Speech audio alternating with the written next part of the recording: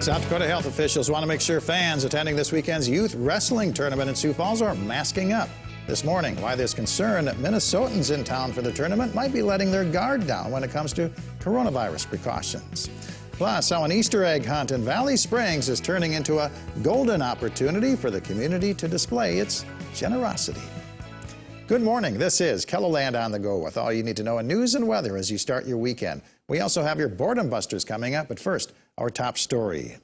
All evacuations have been lifted as crews in the Black Hills are making big progress on the Schroeder fire. The fire burning on the western edges of Rapid City is now nearly 90% contained and covers just over 2,200 acres. Weather conditions improved to allow fire crews to get a handle on the flames. So the drop in wind did help us. You know, temperatures have still been pretty high like yesterday, but due to the diligence of the crews, the lack of wind, or there was still wind but less wind than what we had during the initial attack, they were able to get in there and really secure those lines. A red flag warning was in effect, meaning any change in the weather or wind could have prompted another evacuation and road closures. Meanwhile, the South Dakota DOT reopened U.S. Highway 16A last night. It's the scenic highway, also known as Iron Mountain Road near Mount Rushmore, that was closed by wildfires. The CDC is easing some restrictions when it comes to air travel. Fully vaccinated people can now fly within the U.S. without getting a COVID-19 test or going into quarantine. The CDC says vaccinated people should still wear a mask and socially distance when traveling. Passengers at Sioux Falls Regional Airport are okay with that. I think they're going to need them for a little while until everyone gets the chance to get the vaccine because there's so many high-risk people.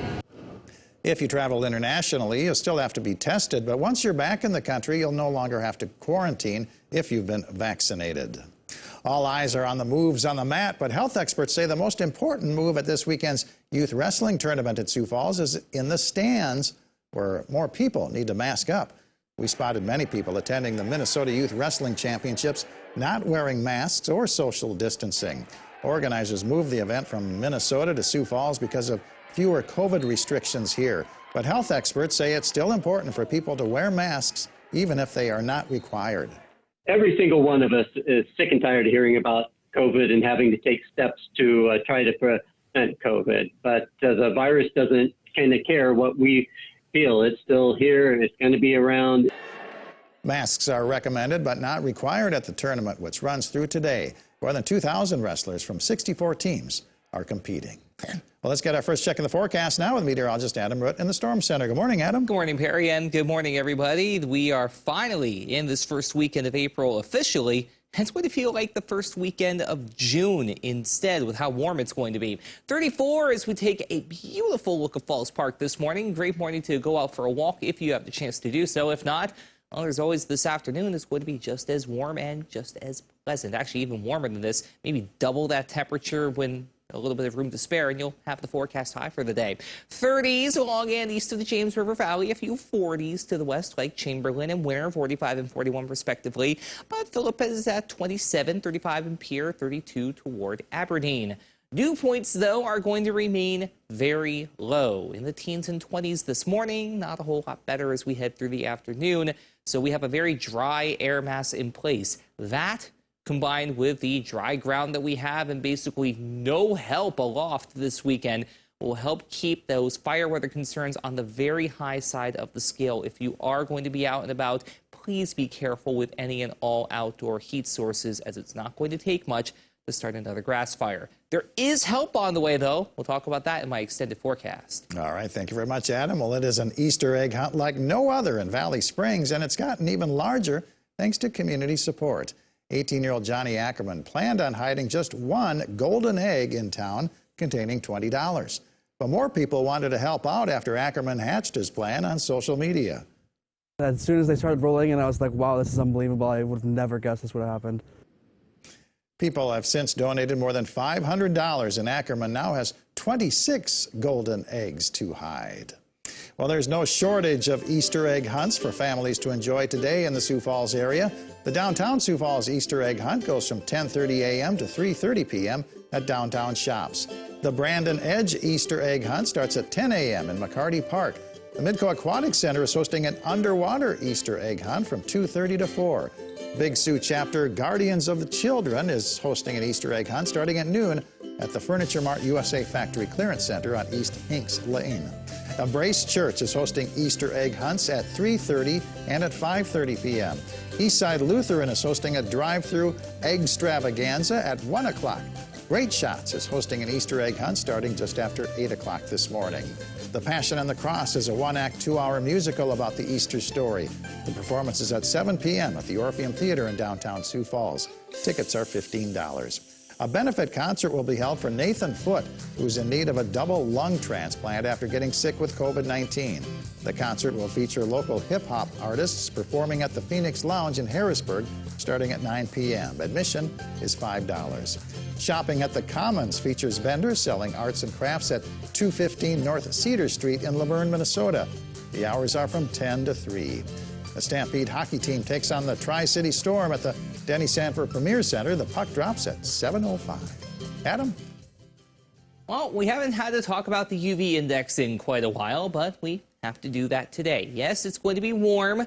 Yes, it's going to be sunny, and if you're going to be outside for a while, you will want to keep in mind that the UV index today will be a 6. That's in the high range. Safe sun time is only going to be about 30 to 45 minutes, so you will want to be a little bit careful in that regard. Maybe have the sunscreen ready to go, especially if you're out for the afternoon.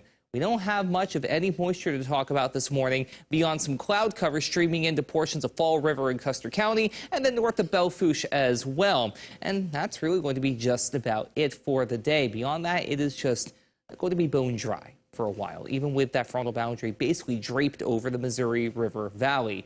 So we don't have any moisture aloft. We have very little moisture at the surface, especially the further north you go.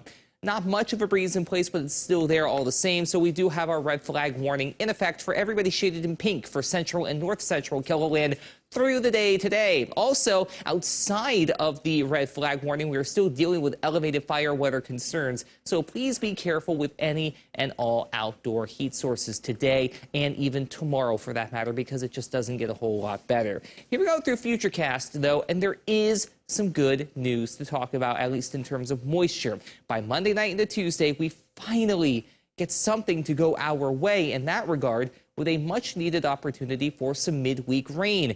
We even see a few snow showers in northwestern South Dakota and in the Black Hills, which will mix in early to midday on Tuesday. But overall, this is a mainly rain event, especially the further east you go. And goodness knows we really could use any and all the rain that we can get. Through Wednesday, well, we're talking about a decent amount over a large majority of KELOLAND, around in half an inch to a full inch or more through Wednesday night. Unless you're up toward the Mulbridge area, you still get something.